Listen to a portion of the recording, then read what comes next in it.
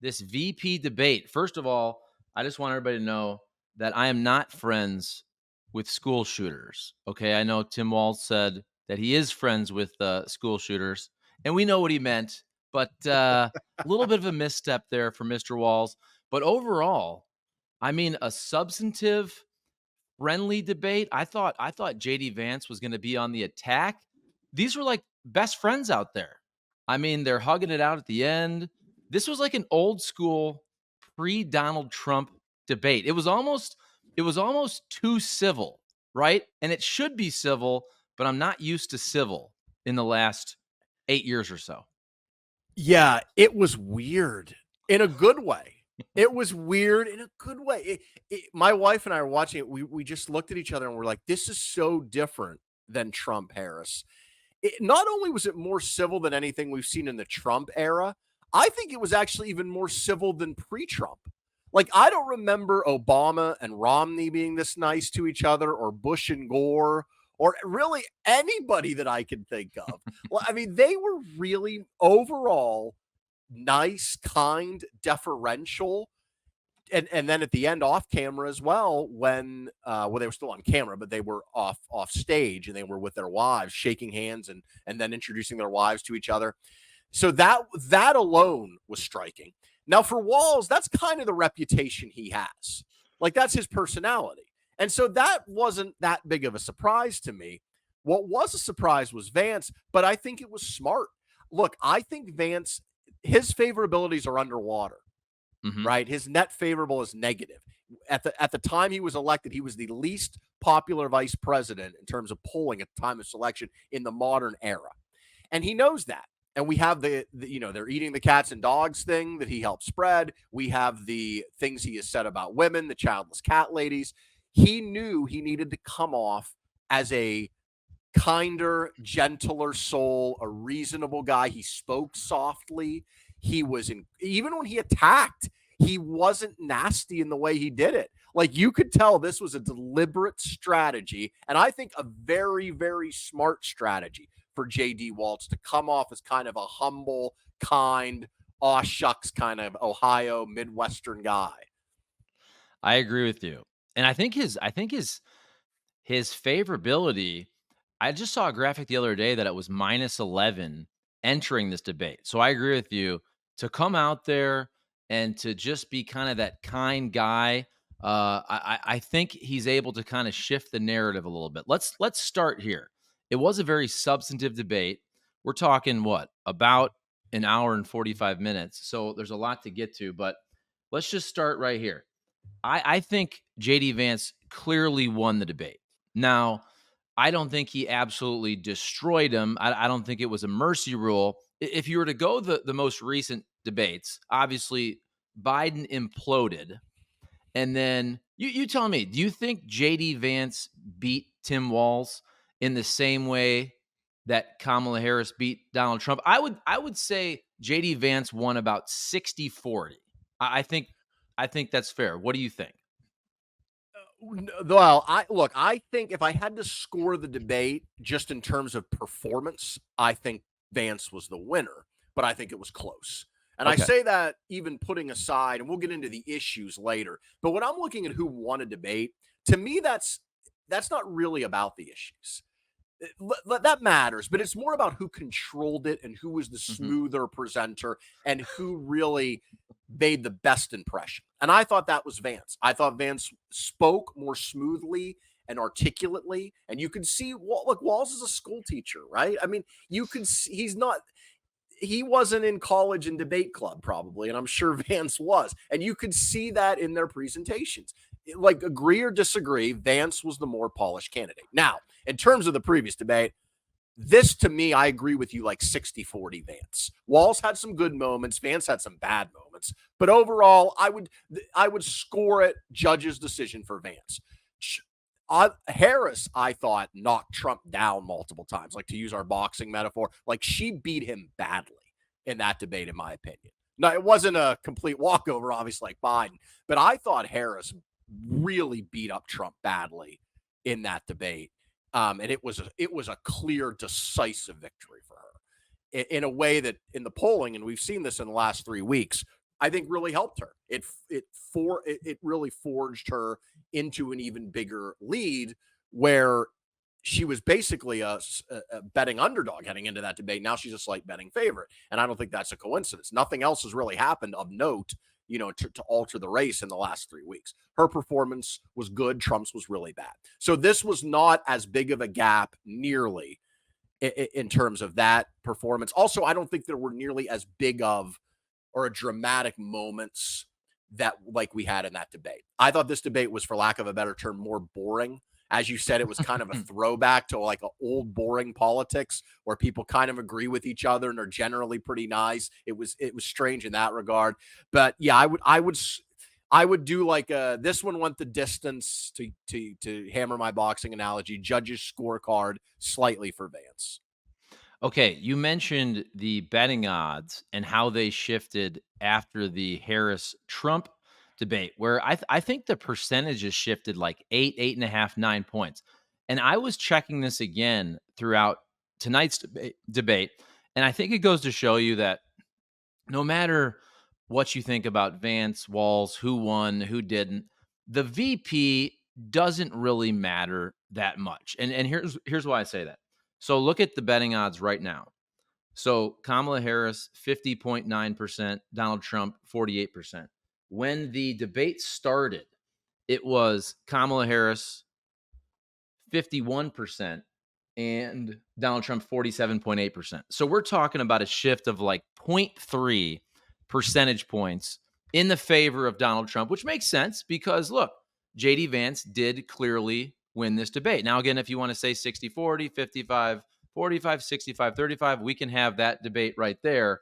But it doesn't really matter that much, or at least it hasn't yet, to the betting odds. And that's kind of what you'd expect from a VP debate. Yeah, absolutely. By the way, Joe D in the comments says, I'm surprised they didn't go off stage hand in hand skipping together. That's well played. Well There you played. go. A said, I thought it was awesome to see both guys respect each other, but I didn't think either candidate won. So, yeah, I think, again, on a pure presentation level, I thought Vance was better. But on the issues, I think Walz was probably better. Well, I think the reason I give the win to Vance is his presentation was smoother, and I think he did a really good job, especially on several of the issues that were potentially negative for him, of kind of talking his way out of it and muddying the waters. And sometimes he was his nicest, most deferential, most humble self on the issues he knew would be bad for him. Guns, abortion. Like these are the things where right away he was reaching for common ground. He's like, I think there's a lot of agreement. And even I thought this was very smart for Vance, is admitting the issues Republicans have with women during the abortion comment. That was really well played, I thought, to mitigate. Like, there's no way Republicans are going to win the abortion issue. The question is, how do you lose it less badly? And I thought that was about as good as a Republican could do that has the kind of history J.D. Vance has with the things he said about women.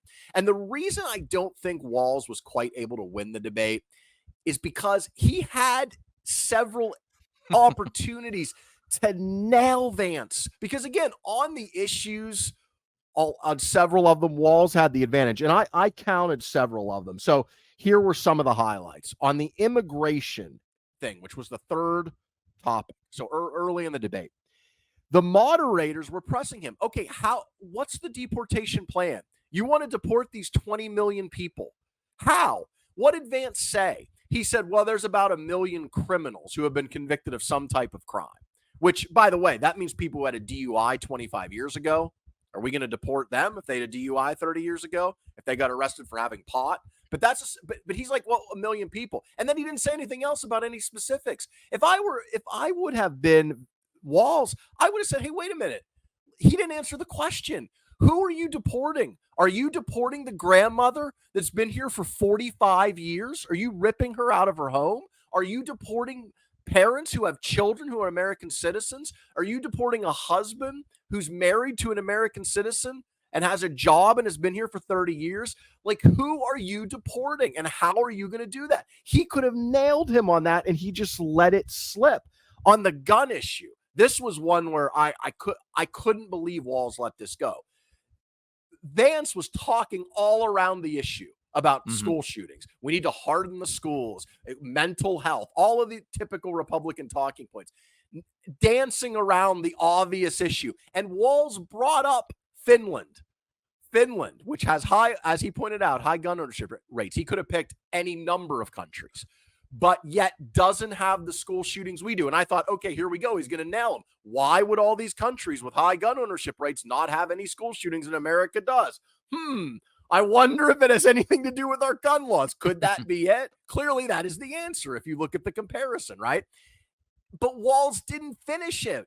Walz, it was like that Mortal Kombat game, like finish him. Like Walz could have been like, wait a minute, JD, you want to harden the schools? How about I don't know, ban AR-15 style weapons, these weapons of war that are used in most of these shootings that are designed to kill. The bullets do incredible damage compared to a normal firearm. He let that one get away. I thought that was just a missed opportunity. And so that's why I say I can't give Walz the win, because when he had a chance to deliver the big blows, he didn't really do it by and large, and Vance was able to dance out of it. I mean, healthcare is another example. Like Trump and Vance try to make it seem like they say, like they're the fathers of Obamacare. Like, yeah, Obama may have passed it, but Trump's really the one who saved it. Trump did everything he could to have that law repealed. And if John McCain had not famously given the thumbs down on the Senate floor, it would have been repealed and people would have been stripped. Millions of people would have been stripped of their health care coverage. The only reason it failed wasn't, or that it succeeded, wasn't because of Donald Trump. It was in spite of Donald Trump. And in fact, Trump didn't even expand any of the subsidies. The reason where people are on Obamacare now is because the Biden-Harris campaign has expanded the subsidies to make it even more affordable for many low-income people. There was a time in my life, and Charlie, you know this in the media, a lot of media jobs, we don't have great health benefits. And there was a time in my life where I didn't have health insurance. And so I had to depend on the exchanges. And thank God, Trump couldn't get it repealed. And the concepts of a plan thing, you heard Vance tonight. He tried to dress it up. There really is no plan. Like the Republicans don't have a plan on healthcare. But again, the reason I say Vance won the debate despite this is because he was able to dance around that and put lipstick on that pig and come up with a semi-coherent answer. And one of the things that struck me about this debate is the difference between Vance and Trump. So on policy, obviously, they are now essentially the same. That hasn't always been the case, but now they are the same. They're defending the same policies. They're saying similar things. But Vance was so much more effective than Trump, saying and similar things, believing similar things. And the reason, A, is because he's smarter, he's more articulate. But that's not all of it. Is he understands policy. Vance has taken the time to read briefing books and policy and the minutia of details. And so Vance can get up there and even though they really have no healthcare plan, he can make it sound like he does for 2 minutes. Whereas Trump is just stuck with, well, I have concepts of a plan. And you see, they're saying in essence the same thing, but Vance is saying it so much better. And I think that is why I think that Vance, to me, did so much better than Trump. Also, I thought Kamala Harris was much more effective at pushing Trump's buttons and prosecuting the case than Walz was with Vance. Okay, I want to focus on some comedic aspects first and foremost. First of all, I found this funny that I think both candidates did the I came from a working class family deal where they kind of spoke to their upbringing, which I found funny because everybody was ripping on Kamala Harris for that one interview with the Philadelphia local TV reporter where she was asked, "Give me a couple specifics about your economic plan." And she starts, "Well, I grew up in a middle-class family and we cared about our lawns." And it was just funny because everybody ripped on that for the last couple of weeks, but then both Walz and JD Vance did their story time in the exact same way. I found that funny. Now, the most memed by far what will be the most memed? And let's be real, this matters. I wish it didn't, but it does. But Tim Walz with the knucklehead thing about where he was in China, right back in 1989 or whatever the hell it Uh, was. Like, yeah. here's another funny thing: Tim Walz, his reaction shots, his deer in the headlights, like when he said, "I'm a Yes. knucklehead," right? Like that's that. And I went to X, and that was all over the place right there. It was kind of funny to me because I was watching Walz after I noticed that.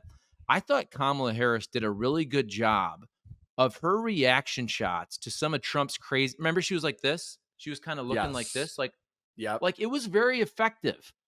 Tim Walz was the opposite. Like every time I looked at him in the two shot, we have a two shot right now. So when Vance was talking, I would look at Walz and he always looked like he just got the cops just came into his house or something. He was just kind Yeah. of like always alarmed.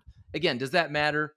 I focus on stupid things like that. And then I brought this up at the top of the show, but it is pretty funny. It's hard to win the gun control debate, even though let's be real, most of the country agrees more with Democrats than Republicans.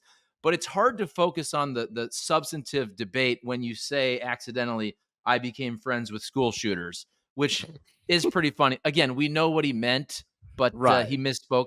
And again, in the world we live in of clipping things off in memes, Tim Walz lost the meme war He did. also. Well, look, he misspoke a lot more in the debate. He wasn't as clear and crisp. And by the way, you mentioned the question they asked, the personal issues, and they asked him about the being in was it Tiananmen Square? Mhm. Is that what they asked about Tiananmen Square? Yeah. It, he is so bad at answering these questions. It was the same thing in the Dana Bash interview that he did with Kamala Harris when Dana Bash asked him about one of his, I think it was the carrying the guns where he wasn't actually in war, but he was in Italy. And then Mhm. also there's been, he said he and his wife did IVF. It was another fertility treatment. Like he finally got to the right answer like 3 minutes in when they asked him a second time, which is I misspoke. That's the start. That's the I'm a beginning of your knucklehead. answer, right? Right, because here's the thing. He was in China that year, just not at that moment, right? So you can say I misspoke. He had a fertility treatment. It wasn't IVF. Like, I mean, as guys outside of the last few years, if your wife had a fertility treatment and you got it confused, is anyone going to hold that against you? Like all you people misspeak all the time. Are you kidding me? He's running against Donald Trump on the other ticket. All you have to say is, look, I misspoke. Here's what actually happened. Here's why I got confused. That's how you do it. But he went into this weird answer trying to deflect it. And I think it was just it was just wasn't an effective answer. Should we take questions, Charlie? Are we taking questions tonight? Well, yes, we will. So people get your questions in. We have a lot of comments here. Somebody says I'm sucking up to my NASCAR buddies. Am I supposed to say?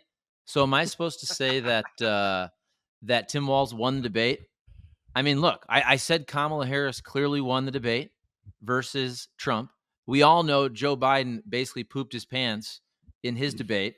Look, I don't think this was a knockout. We do the boxing analogy. If we're going rounds, is it 8-4? To me, it's probably more 7-5. JD Vance, like I You know said, what's funny? 60-40. We can kind of debate about that. I think I don't know anybody that would say that Walz won. You know what I'm Charlie, saying? it's funny you said that because I thought we might do our boxing analogy since we always Okay. go there. So I actually did score it based on each issue. Okay. I Let's hear scored it. who I thought won the exchange on each issue. So let me see. I had one, two. I actually had it closer than I thought. I had it. How many Four for issues were I. there? I had 4 Walls, 4 Vance, and 4 draws. So that's how I Really? So had that's it. a tie. But I want to be clear. Again, as I go back to issues are not the preeminent thing in a debate. And presentation wise, Vance was clearly superior, and Yes. strategy wise, he was superior. Now, Chan the Man has an interesting comment here that I want to respond to. He said the Vance only won because Walz didn't attack him for being bad as a bad cop out. He was able to successfully defend against hostile moderators on the bogus Haitian asylum claims. So that's interesting. The Chan the Man was going there. Let me say this. I'm not saying Vance only won because of that. I'm saying Walz got points docked because he didn't attack him effectively in moments he could.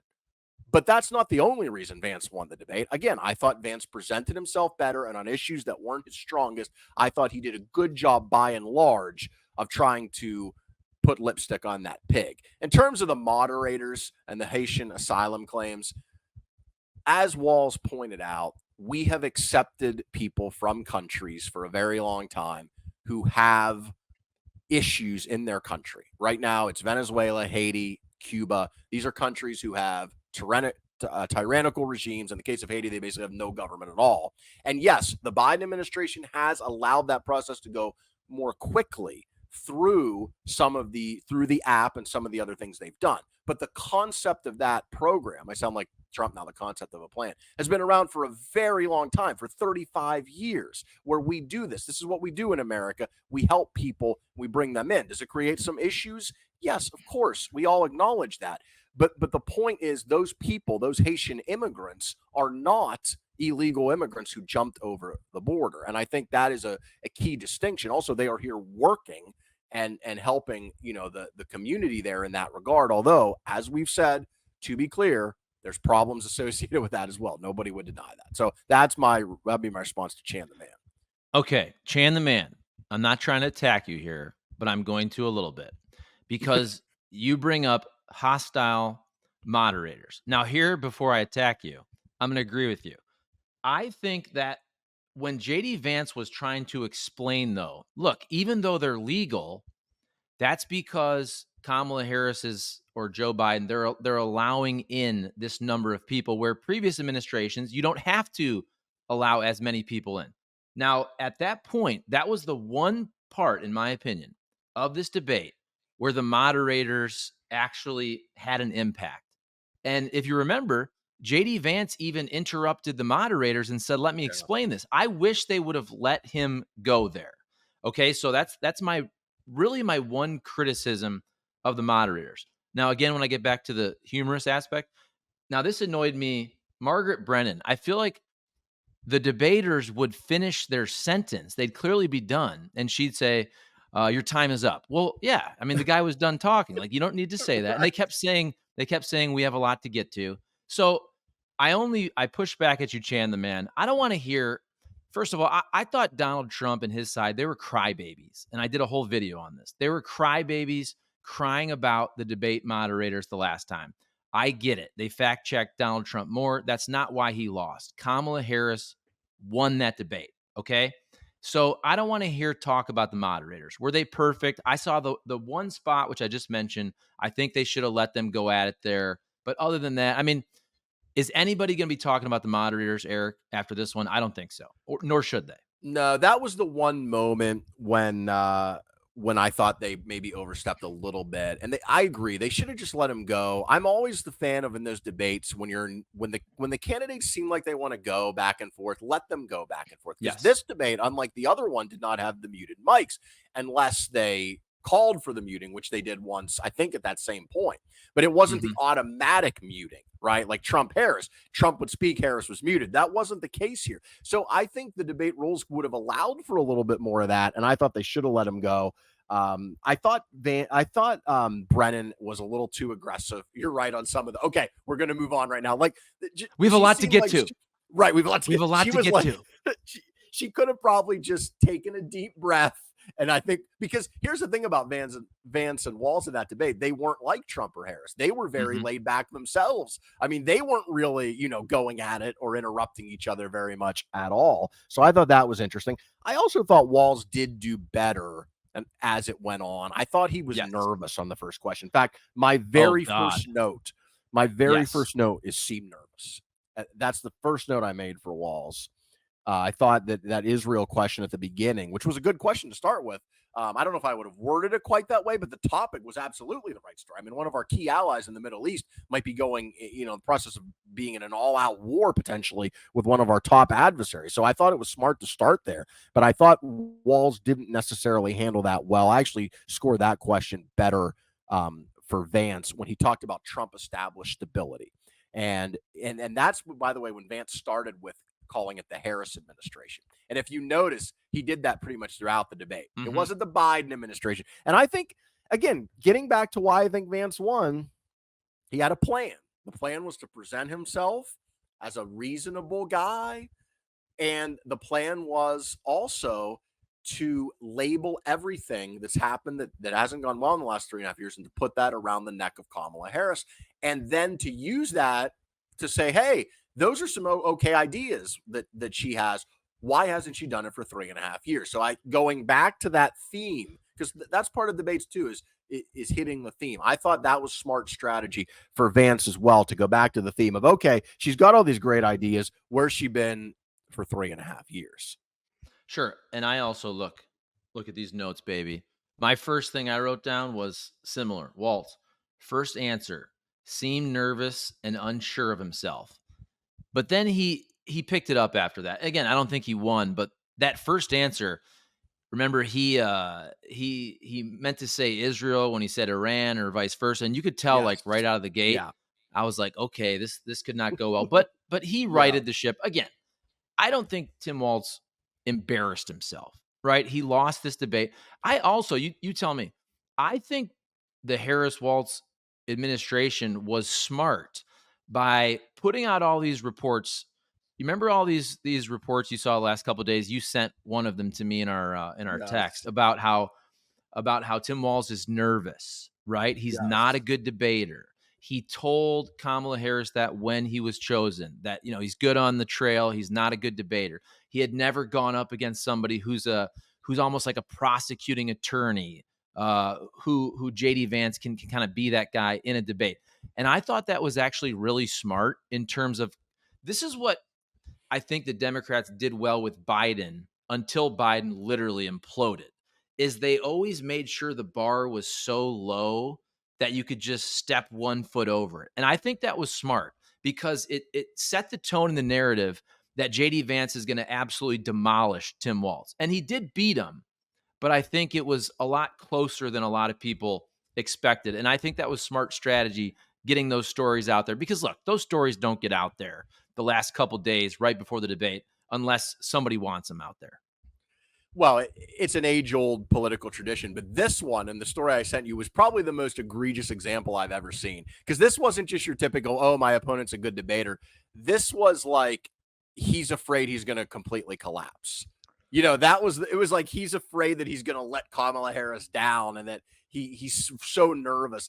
But it's one of the only times when you hear politicians complimenting each other. It was Mm-hmm. right before a debate. Usually they say the most awful things about each other, but always right before a debate. It's like, my opponent is such an experienced debater. I don't know how I'm going to be able to handle them. They're so good on their feet. So I thought that was interesting as well. I think I will say this, and I've criticized Waltz for some of his missed opportunities here. But I do think in the back half of the debate, and it helped him that I think the issues were more favorable to him. But Mm-hmm. the last three issues that I had, that they talked about before the closing statements: healthcare, then childcare / paid leave, and then democracy. Now, those are issues that, if you're being fair, Democrats should clean up on. Like they win the polling on those issues. I think they have the better hand on those issues to play. And I thought he delivered pretty well to close. And I think he won. He at least was neutral, if not won, each of those exchanges. And look, Vance tried so hard on the democracy question to spin it out. It's the same old things we heard talking about Hillary Clinton. I mean, for the love of God, can we stop with that? Hillary Clinton, yes, she made some comments about Russia. She was not as gracious a loser as she should be, but she called Trump to concede before the sun came up the night of the election. And then you know what she didn't do? Try to seat fake electors, try to have votes overturned, try to have the vice president send a mob to the Capitol to stop the certification of the election. She didn't do any of those things. So to bring up the Hillary Clinton example, I don't know if it matters. And then to compare it to I get the conservative argument about misinformation and censorship. Most Mm-hmm. of what they're talking about is related to COVID. That's most of what this is. It's the Yeah. government pressuring social media companies about misinformation or controversial information during COVID. There's two good sides to that. How far should the government go when you're in the middle of a global pandemic to try to encourage public health, right? I think there's a legitimate debate there. That is not the same thing as trying to overturn an election. It is not a threat anywhere on the same scale as trying to overturn an election. So Vance, I mean, he tried, but the fact that it's just so telling that he can't just say, "Of course, Biden won the election." I mean, it's isn't that crazy? Like here we are, and I thought Walz could have been a little better in prosecuting him on that question, but I think the point Walz did kind of make is we're back here again. And Mhm. the reason it matters is because we're 5 weeks out from another election. And not only will we don't we have the last guy Trump accepting that last election, we're now kind of laying the groundwork. And you see this with some of these election challenges around the country and the Georgia election board potentially reviewing the results, quote unquote, laying the groundwork to maybe do it again. And I thought Waltz made that point a little bit, but I really think he could have hammered it home even more. Yeah. No, it's funny because that's the first thing I thought of when you said that JD Vance did a really good job of on the abortion issue saying, look, we have to gain back the trust of women voters, right? Acknowledging where Republicans have misstepped or where they're on the wrong side of an issue in terms of percentages in this country, right? Most people, more people didn't want Roe v. Wade overturned. So I thought, like you did, I thought that was very smart strategy.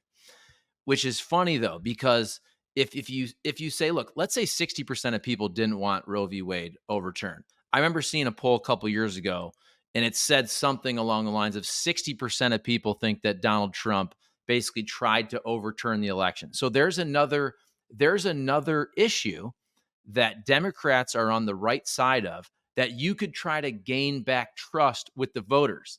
And it's funny, very telling that JD Vance would not do it on that issue. Why is that? Because because loyalty to Donald Trump Yep. is the only thing that matters to Donald Trump. JD Vance is willing to say Republicans haven't been great on abortion, but he is absolutely unwilling to Yes. even say that Donald Trump lost the election. And again, I think Waltz could have been better, but he did say, your non-answer is very telling, whatever the exact Yeah. words are. But Yep. but that is very telling. That Yep. still because he knows, like if he'd have said yes, Donald Trump lost. I mean, there'd have been a tweet storm right there. Hell, I mean, Right. he might have been replaced. I'm He half might kidding. have been. But it's just No. it's just insane that nothing else matters except for Yeah. just absolute unequivocal loyalty to Donald Trump. I mean, look, when people use the word cult, this is what they're talking about. When you have, because that's what happens in a cult, is you have to believe things and say you believe them, even if it's clear that they're not true. And it is just striking that a candidate for vice president of the United States is unable to admit the simple fact that his running mate lost the last election. And what Walt said is his quote was, "That's a damning non-answer." Yes. When Vance wouldn't answer if Biden won. And he said, and I thought this was probably Walz's best line of the night, is a moment later he said, "Who will honor what we'll find out is who will honor democracy and who will honor Donald Trump." Yes. And That was that good. to me, that was Walz. And he also, in that same answer, as I said, talked about laying the groundwork for not accepting this election and why that matters. And so that's why I say this debate to me was closer to way, way closer to 50-50 than the Harris Trump debate. Because even though Walz struggled early and was nervous, and Vance deflected pretty well and was smooth and came off as like a decent guy, which isn't necessarily his public perception, I thought Walz closed strong with those last three issues. And again, that some of that has to do with those questions happening to come up in the last half of the debate. Those are strong suits for him and for Democrats, and he should handle those issues well. If he didn't, they would have been in a lot of trouble. Yeah, here's our guy Chan the man coming with some very good comments and some very good questions. And by the way, you weren't hostile earlier. I was just having fun. It's all good here, Chan. But I think this is a good question. A question to the two of you. For 2028, did Vance or Walz come off as more presidential in the case of the VP having to take over? Here's the first thing I'll say. Even before this debate, I never thought, I don't even think Tim Walz himself thinks he's going to be president, right? Unless something happened to Kamala Harris. But to me, JD Vance is that typical VP that could be president someday. I've never viewed Tim Walz as that. They added Tim Walz to the ticket.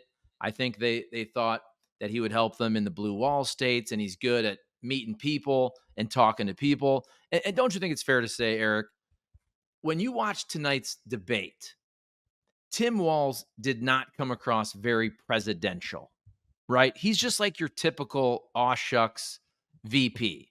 And, JD Vance, I have a lot of issues with JD Vance, but he does strike me as a guy who could be president down the road. And hell, if Donald Trump were to win, JD Vance would be the favorite to be the president in 2028. So from that standpoint, JD Vance is more presidential, but I've never looked at Tim Walz as a future president.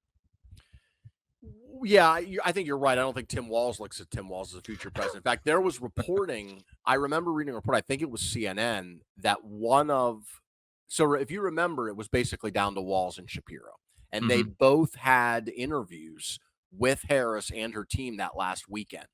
And clearly, Walz sealed the deal in those interviews. And I remember reading reporting about that. And one thing they mentioned is that Walz said in the interview he has no intention of ever running for president, so that she doesn't have to look over her shoulder.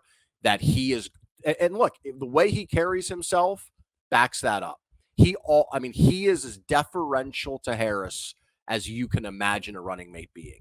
And so I think, and remember, he's 60 years old. So let's say she wins. And then she runs for re-election again.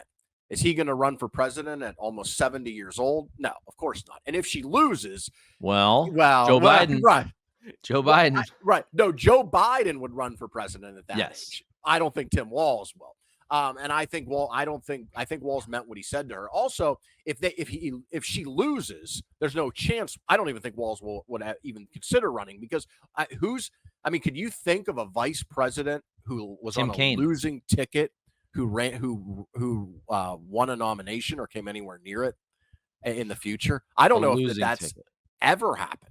I mean, there have been obviously vice presidents on winning tickets who later came back, but I can't even think of any that lost and then came back and won the presidency or even won their party's nomination. And so he's done. He's not on the national stage. Vance is a completely different story.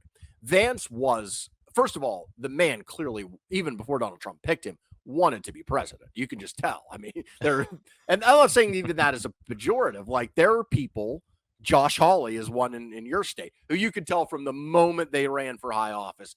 Yep. And I think Josh Shapiro, we want to talk about another reason why Walz was picked and Shapiro wasn't, because there's no question Shapiro is in this camp too. People who want to be president as soon as possible. I think Vance was in that category before Trump picked him. But what Trump picking him did was make him the MAGA heir apparent. Yeah. That's why that pick mattered. If Trump wanted a safe pick, a Tim Walz type pick, he had Doug Burgum sitting right there. Normie Republican, governor of North Dakota. But he picked Vance for a reason. And the reason is because he sees him as a kindred spirit ideologically. He sees him as a MAGA true believer, as a younger version of himself. If he was being honest, a more articulate, smarter version of himself who can carry MAGA forward after Trump leaves the stage. And so I don't think there's any question JD Vance, win or lose, is going to be in the national conversation for future Republican primaries. Yeah, when I went into this debate, I was thinking JD Vance was going to be on the attack and potentially just excoriate Tim Walz and get into the stolen valor type stuff, even though that was more of kind of the story of a month ago. But I think you said it very well, that this was very strategically smart on JD Vance with those huge net negative favorability, whatever it was, -11 coming in. And I would love to see what it is tomorrow, because I guarantee you it's going to be better. And that made a lot of sense, because look, I watched some of the debate and I've seen some of the clips between JD Vance and Tim Ryan for the Senate debate a couple years ago. And look, JD Vance can be tough, but also you can come across as a dick when you act like that. And the more I think about it, this was the perfect strategy. Not only did he win, but you got to think, because the narrative on JD Vance, for people that don't really know him, and look, maybe you know his book Hillbilly Elegy and the movie and all that, but really the story of JD Vance has been some of these comments about women, and it seems like if you don't have 10 kids you're a worthless cat lady, right? I think he did a good job of starting to shift that narrative tonight. It was very smart. Yeah, absolutely. And he knew what he wanted to do. I was watching some of the clips I saw in the news of his debate with Tim Ryan, your boy from Ohio that you love, in Mhm. the Senate race they had in 20, what was that, 22. 2022. Yeah, just 2 years ago. God, he's only been in the Senate crazy. He's only been in national office for 2 years. And he was kind of an attack dog in that debate. Like, he was feisty as hell, at least in Yes. the clips I saw. There was none of that tonight. I mean, even when he attacked, he did it like in a soft tone of voice, none of that angry JD Vance. And that was definitely strategy.